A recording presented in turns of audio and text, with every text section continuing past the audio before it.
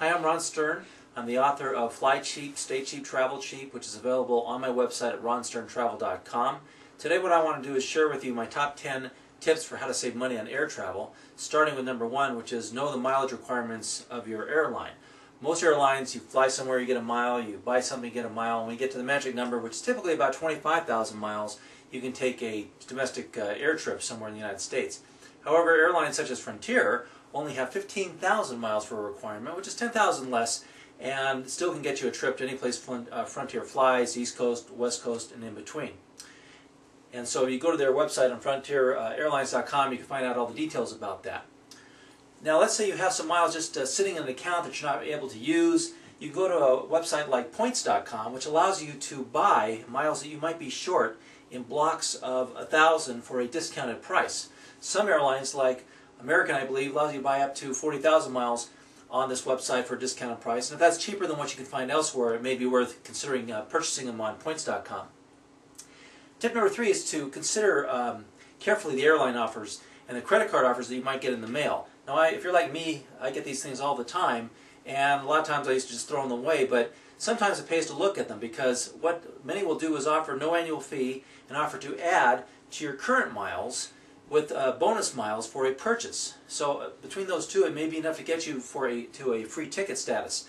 The thing that you want to find out is how much do you have to actually spend to get those free miles, because if it's like $250 or something, I'd say it's not worth it. But I've actually got 3 round-trip tickets for the cost of a pack of gum, a Tootsie Roll Pop, and believe it or not, a 1-cent mint patty, just by using those kinds of offers with no minimum purchase, so you can purchase as little as 1 cent to be able to get the miles that you might need. Now, tip number 4 is to look at the blogs. Blog is like a bulletin board where they post information all the time. One of them that I like is called View from the Wing. And there's a lot of information here related to credit card offers, 2-for-1 miles, hotel awards, best credit card deals. And it's worth scanning these because a lot of times you get the latest information on special deals for airline miles, which can save you a lot of money or maybe get you some free trips. Tip number 5 is to go to a website called farealert.net. And FareAlert is one of those obscure little websites that you wish you knew about years ago, because what this is about is airline pricing glitches, meaning mistakes. Now, how often do airlines make mistakes, or booking agencies make mistakes? Sometimes, not very often, but when they do happen, it could be a big one. So some of the ones that have happened in the history of FareAlert that they've notified their members about would be the $51 Fiji deal, fly from Los Angeles to the island paradise of Fiji for only $51 plus taxes, which is pretty incredible.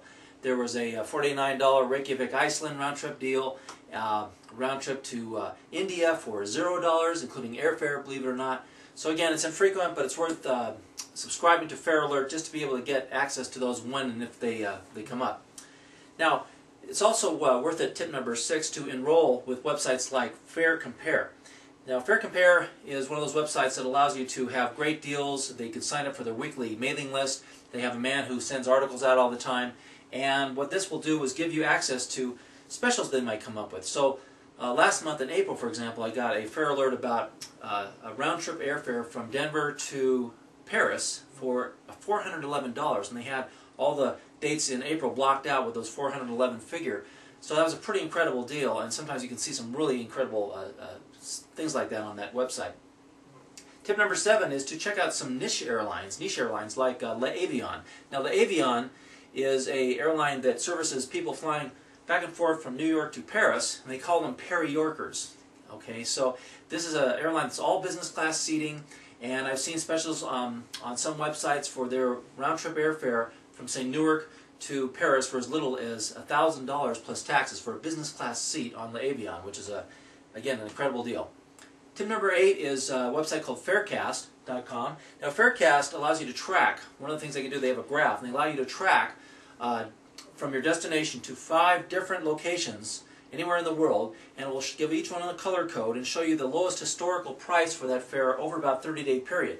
So it's a great website for being able to say, hey, what day of the week do I go, or what time of the month should we go to point A to point B? And again, you can actually compare the different locations on Farecast.com. Tip number 9 is a website called Viama, and Viama has international airfares from the United States. So they have a lot of good routing maps. They have a 3D seating map, which is kind of nice, which allows you to see what your actual place will look like when you walk on the airplane rather than a one-dimensional map. And again, some very good deals, including some business class deals that you can take advantage of on Vayama.com. And the last one, tip number 10, is a website called Yapta. And Yapta actually gives you the ability to track airline flights from point A to point B using their software. So instead of going back and forth and wondering, well, should I book it now or should I wait to see if it's going to go higher or lower, Yapta will do that for you, and then they will notify you if the fare actually drops. So you won't have to be going back and forth 20 times a day in order to be able to check that. So those are my top 10 lists for saving money on airfare. And again, I have these and about another 150 additional tips in my book, Fly Cheap, Stay Cheap, Travel Cheap, available on my website at ronsterntravel.com.